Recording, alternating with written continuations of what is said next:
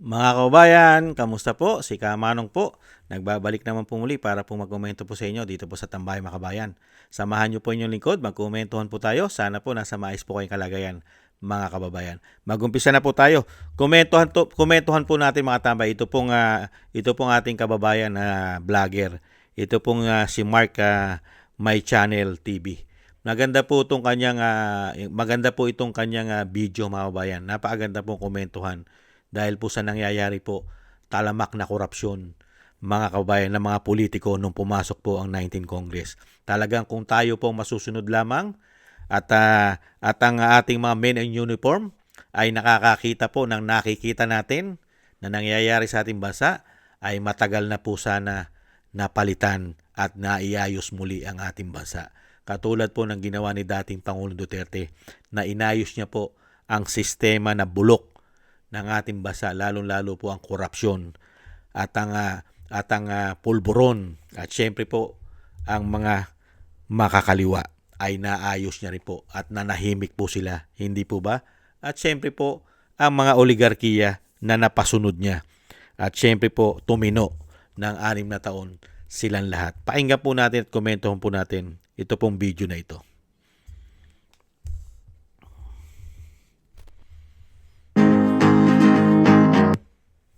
Habang patuloy na umuunlad ang ibang bansa, maging ang kanilang teknolohiya, tungo sa kaayusan at kasaganahan ng pamumuhay ng bawat tao sa kanilang bayan, ay dahil sa maganda at maayos na sistema ng pagpapatakbo ng isang gobyerno.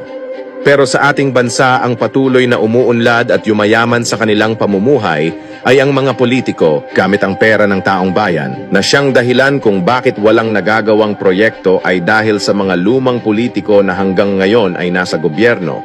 Kung ano ang nakasanayan nilang gawin sa pagpapatakbo ng ating gobyerno, kung saan ay malayang nakakagalaw ang mga magnanakaw sa kaban ng bayan.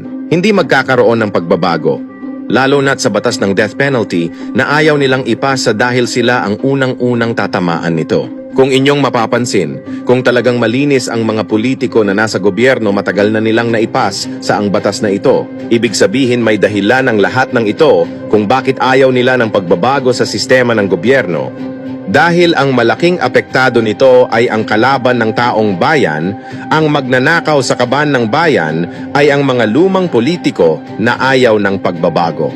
Dahil ang hangarin ng mga ito ay pera at kapangyarihan sa bansa, kung saan isa rin sa nakikinabang ang mga oligarkiya na nagpapahirap sa atin. Kaya buksan ang inyong isipan sa mga nangyayari. Talasan ang pag-iisip, maging matalino sa pagpili ng mga politikong binibigyan nyo ng kapangyarihan sa gobyerno, dahil kung patuloy tayong magpapalinlang sa mga ito, ay patuloy tayong maghihirap dahil sa ating kapabayaan at kamangmangan ng kawalan ng kaalaman sa bawat politikong ibinoboto nyo. Kung inyong mapapansin, simula nang pumasok ang Administrasyong Duterte, halos lahat na may maitim na layunin sa ating bansa ay kanyang binangga. Una, mga korap na ahensya ng gobyerno, negosyo ng droga, hold-upper kidnapper, mga pulis na sangkot sa iba't ibang krimen, komunista at oligarkiya na hindi nagbabayad ng tax. Amerika na pinigilan nito ang pagtatayo ng base militar, na iniiwas tayo sa maaring gulo ng digmaan ng China at Amerika, na dapat ay maging independent tayong bansa na wala tayong kinakampihan,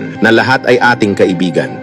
Kaya ayaw nila sa ganitong uri ng presidente na matalino, na may kamay na bakal na pagpapatakbo na pumuprotekta sa taong bayan, na may tapang at malasakit at ramdam mo ang tunay na pagbabago. Kung sino mang presidenteng sisira at pipigil sa kanilang layunin, yan ang pababagsakin nila.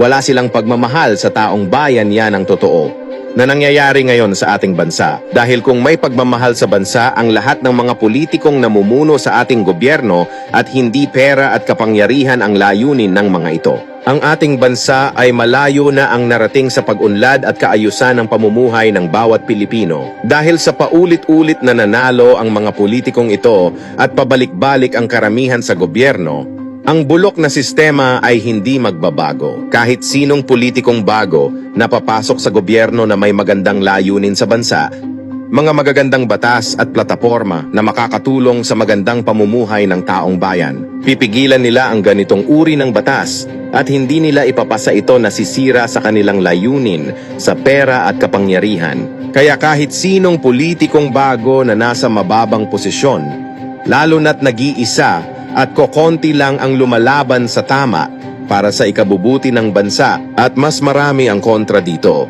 Natatamaan ang kanilang nakasanayan gawain sa loob ng gobyerno, nawawalan ng saysay ang bagong politiko at ang mga ipinaglalaban nito kahit magkaroon pa tayo ng bagong kongresista, bagong senador, kung iilan lang sa mga ito ang gusto ng pagbabago at mas marami sa kanila ay pera at kapangyarihan lang ang gusto, pagkakaisahan lang nila ang mga ito upang ibagsak at sirain ang kanilang kredibilidad. Kaya dapat talagang tanggalin lahat ng nakaupo ngayon sa gobyerno upang malinis at matigil ang paghari-harian ng mga ito na halos karamihan ay magkakakonektado, tanging ang pagpapalit ng presidente ang solusyon.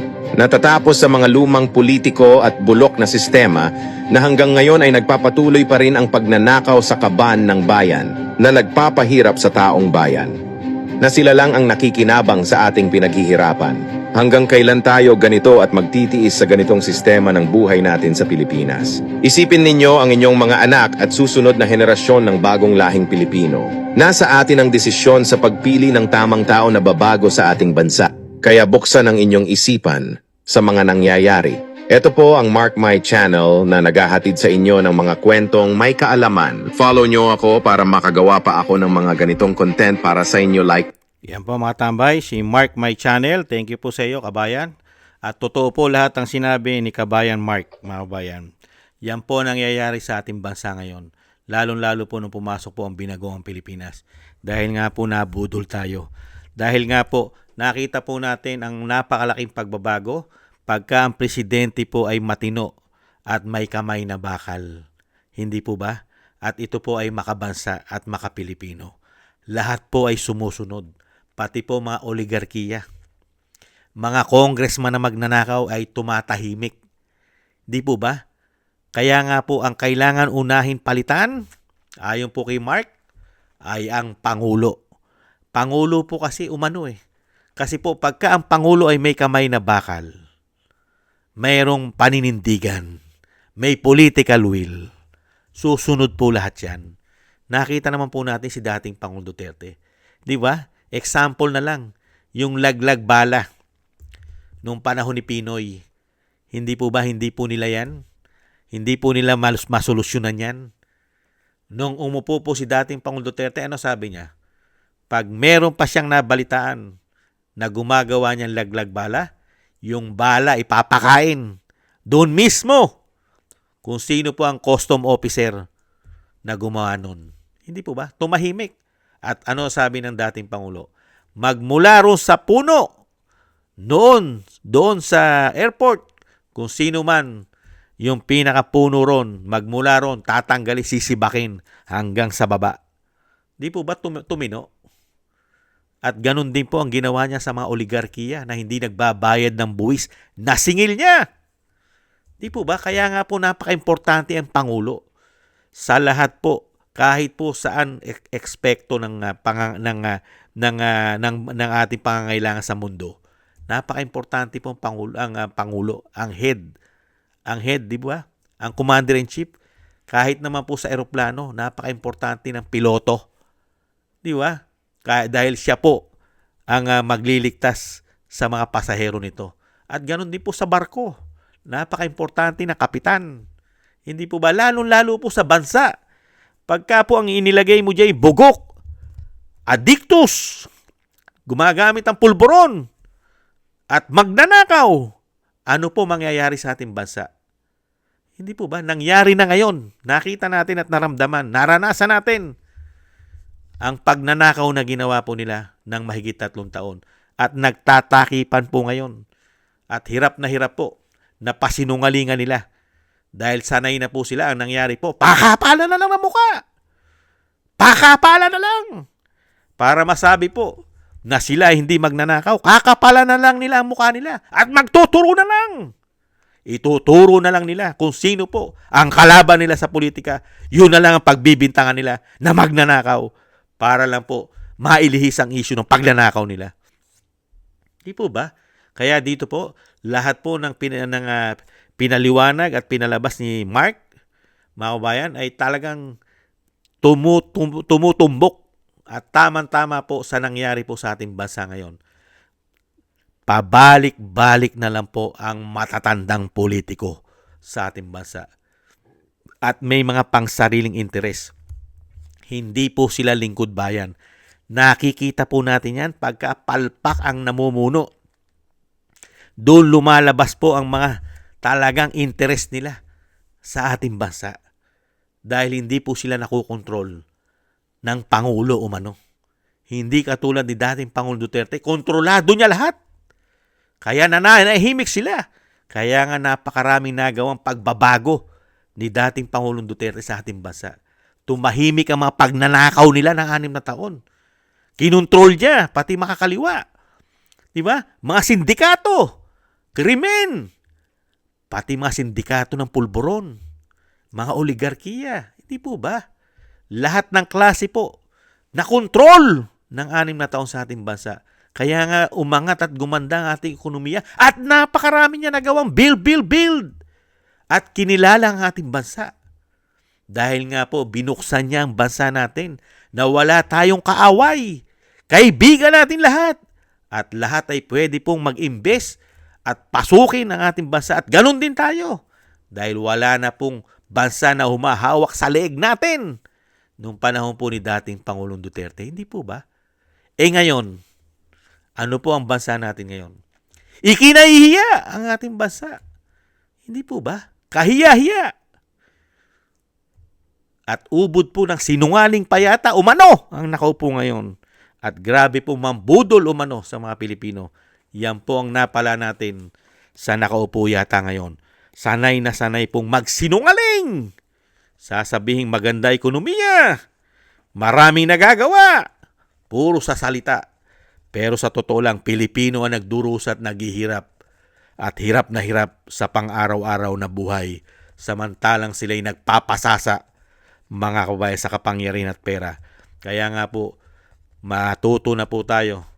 Dapat na po talaga tayong matuto. Ito po ay isa pong napakalaking pagkakamali po natin na makabalik po sila sa kapangyarihan umano.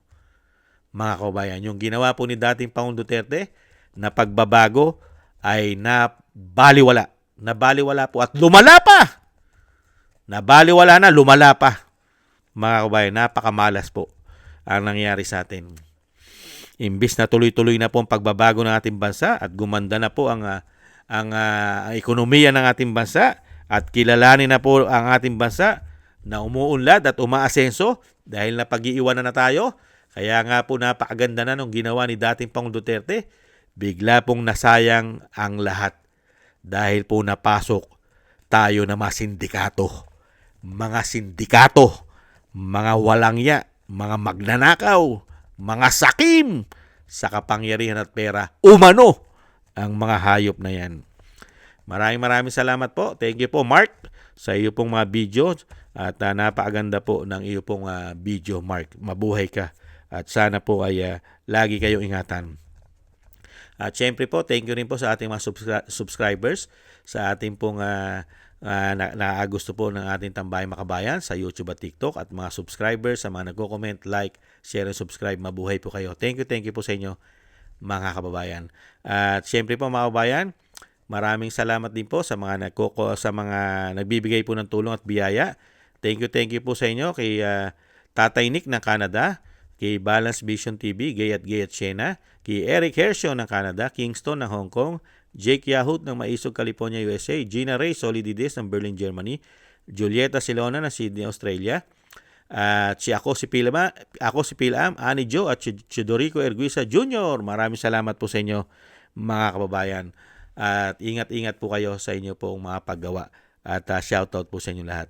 Mabuhay po kayo. At syempre po, yung dasal at panalangin po natin, tuloy-tuloy po tayo magkaisa na tayo pong lahat ay maingatan. Ganon din po ang dating Pangulong Duterte at ang Vice President at ang pamilya Duterte.